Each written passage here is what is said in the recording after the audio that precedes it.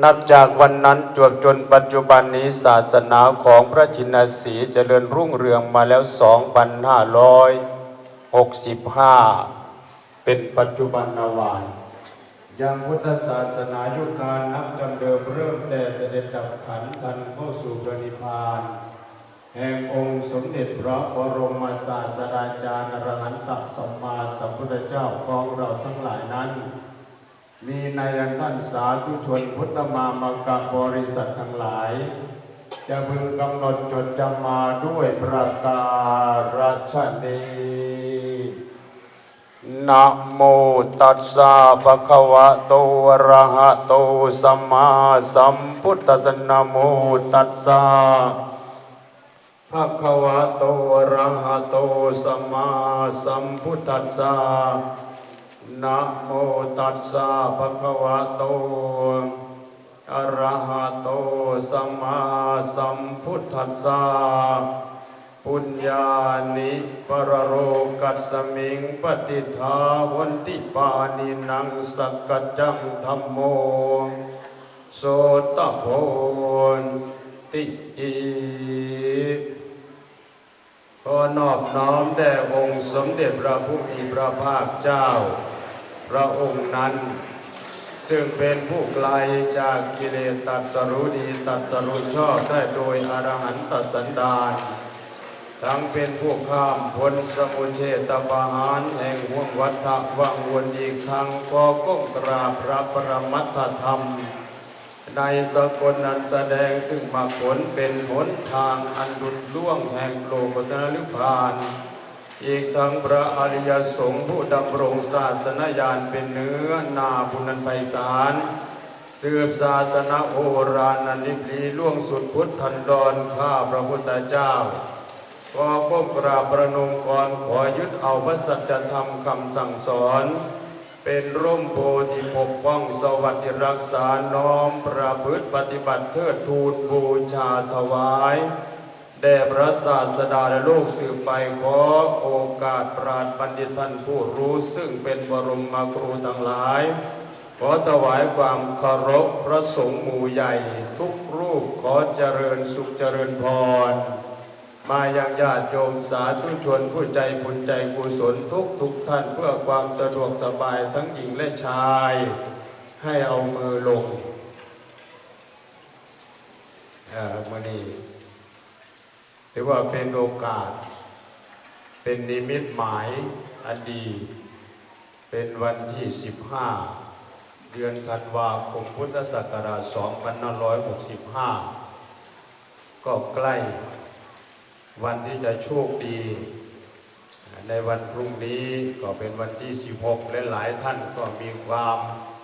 ประสงค์มีเจตนาจำนงที่จะสร้างบุญสร้างกุศลเมื่อนี้ญาติโยมได้มาร่วมบุญร่วมกุศลกับพระสงฆ์สามเณรหมู่ใหญ่ซึ่งหาได้ยากเป็นบุญเป็นกุศลกับชาวบ้านโน่นสมบูรณ์เมื่อนี้ญาติโยมมาหลายบ้านมีบ้านโนนท่านมีวัดศรีนวลแล้วก็บ้านอัมพวันแล้วก็บ้านขามเปียโดยเฉพาะอย่างยิ่งบ้านหลักก็คือบ้านโนนสมบูรณ์3 มื้อที่ผ่านไปบ้านโนนสมบูรณ์รับ4 มื้อน้องมื้ออื่นนี่เป็นมื้อที่4นักใจว่าคุณแม่ต้องมีคุณแม่หน่อยคุณแม่เขียวเป็นบุญใหญ่เนาะหาได้ยากที่สิได้ถวายเขาพระสงฆ์สามเณรหลายๆจังซี่บางบ้านเพิ่นอยากได้จังซี่แต่ว่าก็บ่เป็นไปได้เด้ยังอาตมาก็อยากเอาไปบ้านอยู่เด้คุณแม่อยากนิมนต์เพิ่นไปหมดเนี่ยไปบ้านอาตมาบ้านเกิดนี่แล้วเป็นบุญใหญ่เป็นบุญใหญ่หาได้ยากแล้วก็เป็นพระสามเณรกำลังศึกษากำลังนำภาพปฏิบัติขัดเก่าผู้ที่สนับสนุนอุปถัมภ์อุปถากก็คือญาติคือโยมเพิ่นให้เขาให้น้ำให้ทุกสิ่งทุกอย่างพระสงฆ์เหตุการณ์เหตุงานบ่ได้มีแต่หลับท่านสิ่งที่สิให้ญาติโยมได้ก็คือบุญกุศล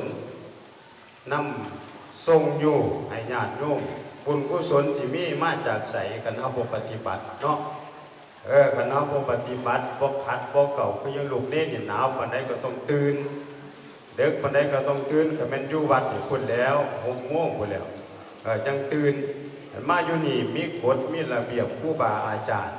โดยเฉพาะอย่างยิ่งพระอาจารย์ปลัดเล็กนี่เพิ่นเป็นผู้ที่ถือว่าซ้ำเจ้าอาวาสเนาะรักษาการซ้ำเจ้าอาวาสต้องเป็นเจ้าของบ้านเพิ่นก็มีความประสงค์เจตนาดีของเพิ่นคุณแม่โชคดีที่ได้ด็อกเตอร์มาบริหารวัดบ่เป็นธรรมดาเด้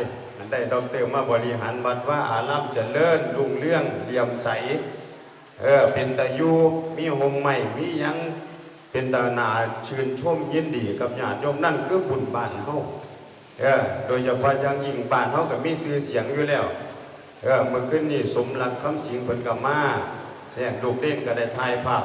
นั่นถือว่าเป็นบุญกับบ้านโน้นสมบูรณ์หลายๆหมู่บ้านที่ผ่านมาเพิ่นก็ชื่นชมยินดีหลังจากออกจากวัดบ้านห้วยหอมบ้านขามเปียมาบ้านเฮานี่นั่นก็ถือว่าคุณพ่อคุณแม่ได้สั่งสมบุญกุศลนี่เพราะฉะนั้นแล้วมื้อนี้อาตมาภาพได้รับมอบหมายจากผู้บริหารทางโรงเรียนครูบาอาจารย์ให้เป็นองค์แสดงธรรมพ่อสังเขปมื้อนี้บ่เทียนหลายดอกก็เน้นอิ่มยามใดก็ลงยามนั้นเป็นการเพิ่มเติมบุญกุศลให้ญาติให้โยม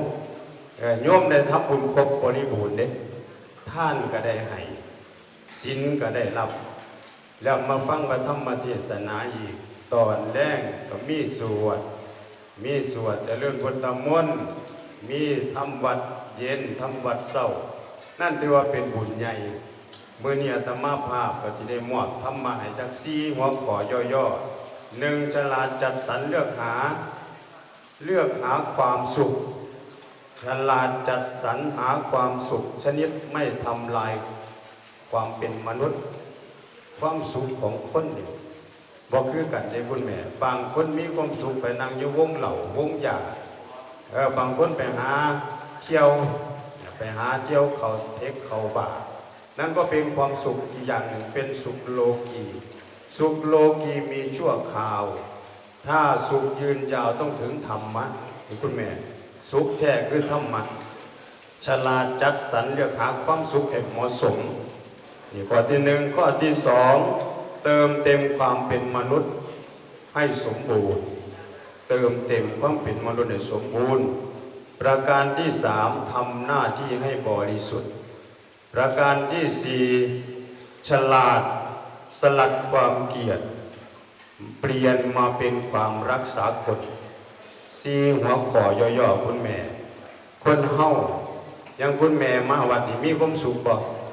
ได้เห็นพระสงฆ์สามเณรเนี่ยมีความสุขบ่นี่มีความสุขคุณแม่ต้องมีปลื้มใจปลื้มปิติยินดีนี่คือความสุขของคนเฮาบ่มีหยังสิไปนำเด้ทุกคนนั่งอยู่นี่มีความฉลาดมีปัญญาว่าเฮาสิอยู่อีกบ่โดนเด้สิไปทั้งหน้าเจ้าหยังไปนำเงินทองของขาวบ้านรถที่ดินที่ดอนได้หลายนี่ก็เอาไปนำบ่ได้จักอย่างคุณแม่สิ่งที่สิไปนำได้คือคุณแม่มานั่งอยู่จังซี่มาเฮ็ดจังซี่มาทำบุญมาสวดมนต์มาไหว้พระได้มาฟังเทศน์ฟังธรรมก็ได้บุญได้อานิสงส์แล้วนั่นถือว่าเป็นบุญใหญ่เพราะว่าศาสนามันอีกบ่โดดได้เครื่องเลยเด้มาได้เครื่องแล้ว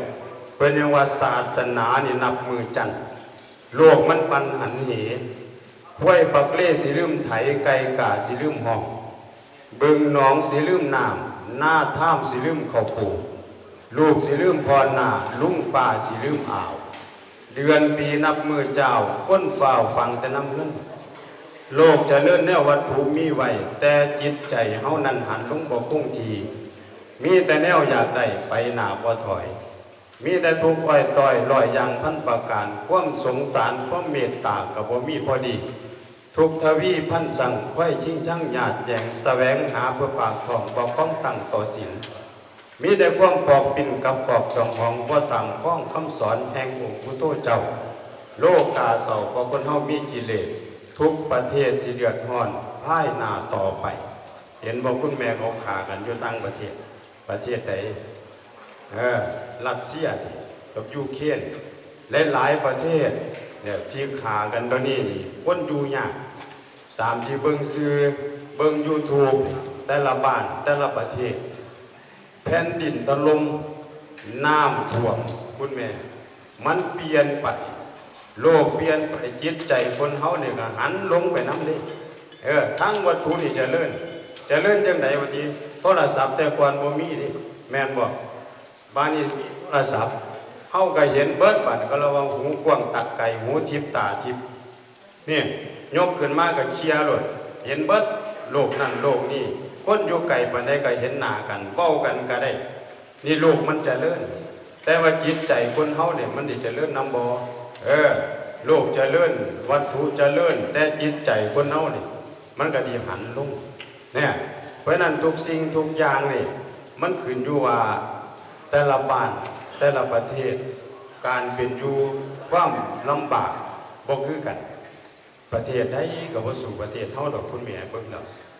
ยังอินเดียอาตมาก็ไปแล้วอินเดียไปเบิ่งความเป็นอยู่ของพระเจ้าคนขอทานหลายนี่ยังประเทศอินเดียประเทศศรีลังกาก็ไปอีกแบบนึงนี่ก็ไปเบิ่งเพิ่นแล้วศรีลังกานี่ก็ได้ประเทศพม่าประเทศพม่าประเทศลาวประเทศเขมรก็ไปเบิ่งเพิ่นแล้วมาเปรียบเทียบแล้วก็สู่ประเทศเฮาบ่ได้ความเป็นอยู่ความสบายเพิ่นอยู่ด้วยความลำบากอยู่ด้วยความเดือดร้อนบัดนี้ประเทศเฮาหันเข้ามาตั้งประเทศเฮาเป็นจังไดการเป็นอยู่การบ้านการเมืองเฮาก็ศึกษาเฮาก็เบิ่งเนาะความเป็นอยู่ว่ามันลำบากทุกคนลำบากเศรษฐกิจมันก็เป็นไปตามสภาวะของสังคมเป็นไปตามยุคตามสมัยนี่เพิ่นยังว่าบัณฑิตจะหนีเข้าป่าคนป้าจะแย่งกันครองเมืองผ้าเหลืองก็จะวิกฤตเศรษฐกิจจะโทรมทรุดชาวพุทธก็พากันแต่สนุกคนก็จะเข้าคุกล้นตารางผีสางจะครองโลกโรคร้ายจะระบาดเพราะคนขาดศีลขาดธรรมเนี่ยคันเฮาบ่มีศีลบ่มีธรรมทุกอย่างมันสิลงหมดเลยคุณแม่ท้องมีอายุเท่าไหร่75 ปีแล้วเพิ่นว่าโดยเฉลี่ยอายุของคนเฮานี่72นึงเด้คุณแม่เกินแล้วดิเพิ่นเฉลี่ยอายุของคนเฮาแค่72 ปีผู้ใดมี50 ปี60 ปีก็ใกล้